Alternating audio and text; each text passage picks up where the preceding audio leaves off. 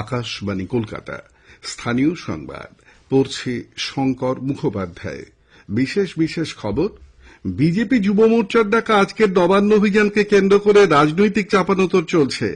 জীবাণুমুক্ত করার কাজের জন্য আজ এবং আগামীকাল দুদিন নবান্ন বন্ধ থাকবে। 2021 ডিসেম্বরের মধ্যে কলকাতার ইস্ট ওয়েস্ট মেট্রো প্রকল্পের কাজ সম্পূর্ণ হয়ে যাবে বলে কেন্দ্র জানিয়েছে। কোভিড-19 মোকাবিলায় সঠিক আচরণ সম্পর্কে প্রধানমন্ত্রী আজ এক জন আন্দোলনের সূচনা করবেন। রাজ্যে করোনা থেকে আরোগ্যের হার প্রায় 88%, জাতীয় হার 85%-এর বেশি। আইপিএল ক্রিকেটে গতরাতে কলকাতা নাইট রাইডার্স 10 রানে চেন্নাই সুপার কিংসকে হারিয়ে দিয়েছে। আসছে বিস্তারিত সংবাদে। রাজ্যের দলীয় কর্মীদের হত্যার অভিযোগে এবং তার প্রতিবাদে এবং কর্মসংস্থানের দাবিতে বিজেপি যুব মোর্চা আজ নবান্ন অভিযানের ডাক দিয়েছে।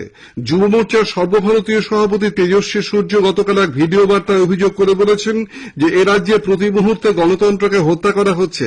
মনীশ শুক্লার হত্যার উল্লেখ করে তিনি বলেন যে এ রাজ্যে সন্ত্রাস এবং দুর্নীতির বিরুদ্ধে যারা প্রতিবাদ করছেন তাদেরকেই খুন করা হচ্ছে। আজ সকাল 11টায় বিজেপির রাজ্য সদর দপ্তর, হেস্টিংস, হাওড়া ময়দান এবং সাঁতরাগাছি থেকে মিছিল নবান্নর উদ্দেশ্যে রওনা হবে। এদিকে নিয়ম মাফিক জীবাণুমুক্তির জন্য আজ এবং আগামীকাল নবান্ন বন্ধ থাকবে বলে রাজ্য সরকার জানিয়েছে। অনেক আগে থেকেই এই স্যানিটাইজেশনের সিদ্ধান্ত নেওয়া হয়েছে বলে সরকারি সূত্রের খবর। এই দুদিন প্রেস কর্নারও বন্ধ থাকবে বলে সরকারি সূত্রে জানা গেছে। অন্যদিকে পুর ও নগরোন্নয়ন মন্ত্রী ফিরহাদ হাকিম বলেছেন যে কোনো রাজনৈতিক দলের ভয় নয়, করোনা যুদ্ধ জয় করতেই প্রয়োজনীয় জীবাণুমুক্তকরণের জন্য মুখ্যমন্ত্রী নবান্ন বন্ধের সিদ্ধান্ত নিয়েছেন এবং তা উপলব্ধি করবার মতো ক্ষমতা বিজেপির নেই। মুখ্যমন্ত্রী বিজেপির অভিযানে ভয় পেয়ে নবান্ন বন্ধ রাখার সিদ্ধান্ত নিয়েছেন বলে দলের রাজ্য সভাপতি দিলীপ ঘোষ যে মন্তব্য করেছেন তাকে কটাক্ষ করে শ্রী হাকিম বলেন যে কয়েকজন গুরুত্বহীন ব্যক্তিকে ভয় পাবার কোনো প্রশ্নই নেই। বর্তমান করোনা অতিমারির মধ্যে কেন্দ্রের নির্দেশ মেনে শান্তিপূর্ণ এবং গণতান্ত্রিক পদ্ধতিতে মিছিল করার জন্য রাজ্য সরকার বিজেপি নেতৃত্বের কাছে আবেদন জানিয়েছে।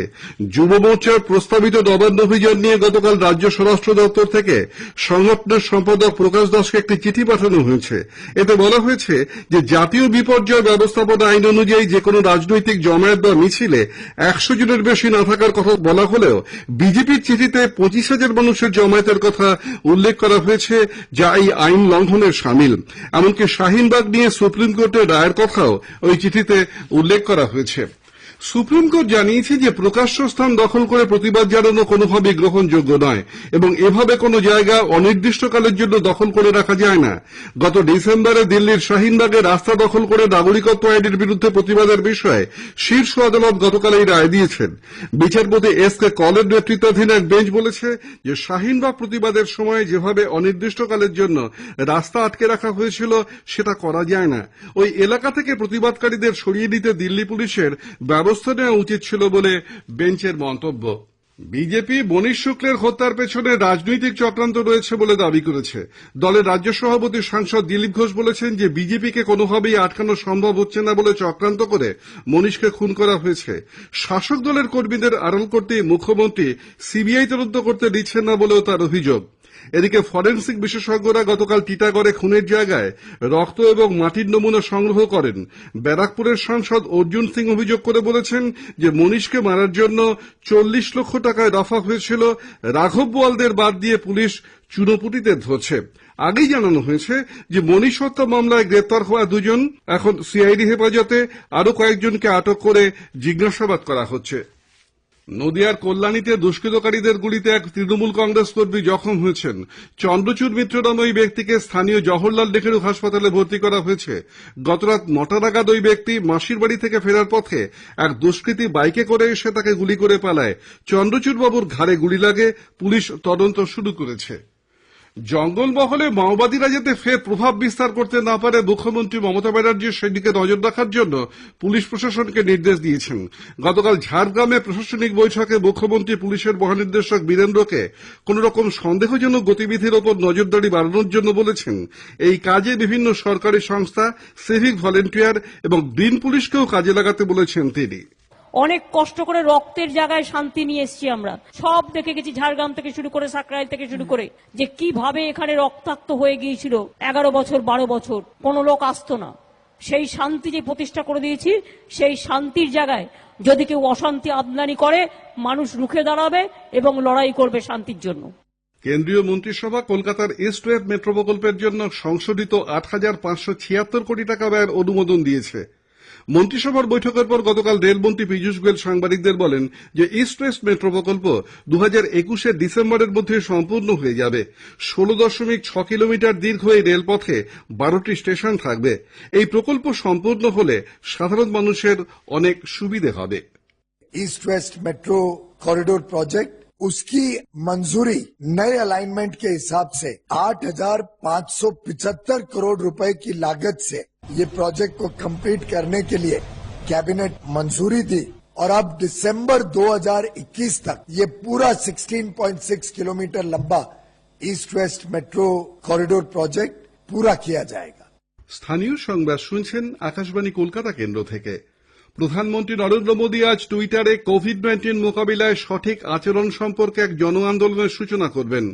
আসন্ন উৎসব ও শীতের মরশুম এবং অর্থনীতি খুলে দেওয়ার প্রেক্ষিতেই এই বিশেষ অভিযান।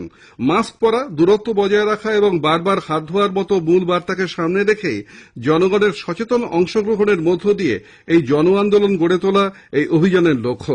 এই উপলক্ষে কোভিড-19 মোকাবিলার অঙ্গীকার গ্রহণ করা হবে।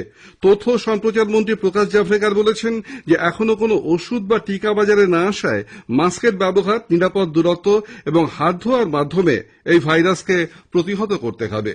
जब दवा नहीं है और जब वैक्सीन नहीं है तो सुरक्षा कवच की एक त्रिसूत्री है, मास्क, सुरक्षित दूरी और बराबर हाथ धोना। ये 3 सूत्रों पर हर कोई अपना स्वास्थ्य को ठीक रख सकता है। রাজ্যে পর্যন্ত 2,80,504 জন করোনা সংক্রমিত হলেও তার মধ্যে 2,46,767 জনই সুস্থ হয়ে উঠেছেন। করোনা থেকে আরোগ্যের হার হয়েছে প্রায় 88%। গতরাতে প্রকাশিত রিপোর্ট অনুযায়ী এই সময় নতুন করে 3,455 জন সংক্রমিত হয়েছেন। সংক্রমণ মুক্ত হয়েছেন 3,024 জন। এই সময় আরো 58 জনের মৃত্যু হওয়ায় মৃতের সংখ্যা বেড়ে হয়েছে 5,376। এর মধ্যে 1,817 জনই কলকাতার। গত 24 ঘন্টায় 42,651টি নমুনা পরীক্ষা করা হয়েছে। সংক্রমণ এবং মৃত্যুর নিরিখে কলকাতার পরেই উত্তর 24 পরগনার স্থান। হাওড়া, দক্ষিণ 24 পরগনা এবং হুগলি রয়েছে এর পরে। উত্তরবঙ্গের সবচেয়ে বেশি সংক্রমণ দার্জিলিং, মালদা, কোচবিহার এবং জলপাইগুড়ি জেলায়। দেশে কোভিড-19 থেকে আরোগ্যের হার 85% ছাড়িয়ে গেছে। গত 24 ঘন্টায় 82,000-এরও বেশি রোগী সংক্রমণ মুক্ত হয়েছেন। করোনা পরিস্থিতির জন্য দীর্ঘদিন বন্ধ থাকার পর টিকিট সংরক্ষণের ক্ষেত্রে ভারতীয় রেল আগামী শনিবার থেকে আবার পুরনো নিয়ম চালু করতে চলেছে। ওই দিন থেকে ট্রেন ছাড়ার 4 ঘন্টা আগে প্রথম এবং 30 থেকে 5 মিনিট আগে পর্যন্ত দ্বিতীয় সংরক্ষণের তালিকা প্রকাশ করা হবে। রাজ্যে কোভিড হাসপাতালগুলিতে অব্যবস্থার প্রতিবাদে বিজেপির চিকিৎসক সেল গতকাল ডক্টর সুভাষ সরকারের নেতৃত্বে স্বাস্থ্য ভবন ঘেরাও করে বিক্ষোভ দেখায়। গোর্খা জনমুক্তি মোর্চার এক প্রতিনিধি দল পৃথক গোর্খাল্যান্ডের দাবি নিয়ে গতকাল কেন্দ্রীয় স্বরাষ্ট্র প্রতিমন্ত্রী জি কিষাণ রেড্ডির সঙ্গে সাক্ষাৎ করেন। জনমুক্তি মোর্চার কার্যনির্বাহী সভাপতি লোকসাং লামা সাংবাদিকদের বলেন যে তারা কোনোভাবেই গোর্খাল্যান্ড আঞ্চলিক প্রশাসন জিটিএ নিয়ে আলোচনায় আগ্রহী নন। পূর্ব মেদিনীপুরের এগরার মির্জাপুরে গতকাল দীঘাগামী একটি দ্রুতগতির বাইক এক বৃদ্ধাকে ধাক্কা মেরে উল্টে যায়। ঘটনাস্থলে ওই বৃদ্ধার মৃত্যু হয়। পুরুলিয়ার বাঘমুন্ডি ব্লক অফিসের ভেতর থেকে গতকাল জগন্নাথ কুমার নামে এক সরকারি কর্মীর মৃতদেহ উদ্ধার হয়। ছাতাট্যাপ গ্রামের বছর 50 এই ব্যক্তির দেহ পরিবারকে না জানিয়ে তুলে নিয়ে যাওয়া হয়েছে বলে অভিযোগ। আবুধাবিতে গত রাতে আইপিএল এর ম্যাচে কলকাতা নাইট রাইডার্স 10 রানে চেন্নাই সুপার কিংসকে হারিয়ে দিয়েছে। টসে জিতে নাইট রাইডার্স প্রথমে ব্যাট করে 167 রান তোলে। রাহুল ত্রিপাঠী 81 রান করেন। জবাবে চেন্নাই সুপার কিংস 5 উইকেট করে 157 রান। রাহুল ম্যাচের সেরা হয়েছেন। আজ দুবাইয়ে সানরাইজার্স হায়দ্রাবাদ কিংস 11 পাঞ্জাবের মোকাবিলা করবে। আই লিগ ফুটবলের বাছাই পর্বের প্রতিযোগিতা শুরু হচ্ছে। কল্যাণীতে প্রথম দিন মোহামেডান স্পোর্টিং গাড়োয়াল এফসির মোকাবিলা করবে। যুবভারতী ক্রীড়াঙ্গনে অন্য ম্যাচে ভবানীপুর এফসি খেলবে বেঙ্গালুরু ইউনাইটেডের বিরুদ্ধে। শেষ করার আগে স্থানীয় সংবাদের বিশেষ কিছু অংশ আরেকবার। বিজেপি যুব মোর্চার ডাকা আজকের নবান্ন অভিযানকে কেন্দ্র করে রাজনৈতিক চাপানোতর চলছে। আজ এবং আগামীকাল স্যানিটাইজেশনের জন্য নবান্ন বন্ধ।